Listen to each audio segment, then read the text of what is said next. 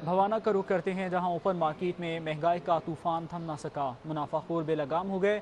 सब्जियों की कीमतों को भी पर लग चुके हैं, जबकि महंगाई ने फलों की को भी अपनी लपेट में ले लिया है। नासिर अली कारब से मज़ीद तफसीलात जानेंगे। नासिर, बताइएगा सूरत हाल क्या है?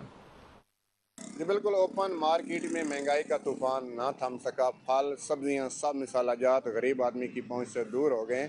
गरीब आदमी रली फिरने लगा है। लहसुन जो है वो 800 रुपये फी किलोग्राम तक पहुंच गया है। उसके साथ जो मटर है वो भी 800 रुपये फी किलोग्राम तक पहुंच गया। उसके साथ अगर बात की जाए अदरक की, तो अदरक 1200 रुपये फी किलोग्राम तक पहुंच गया। नींबू जो है वो 800 रुपये तक फी किलोग्राम तक पहुंच गया। और उसके साथ सेब जो है 200-250 रुपये तक पहुंच गया है। तो शहरी परेशान हो गए हैं। मेरे साथ भी मौजूद है बात करने के लिए।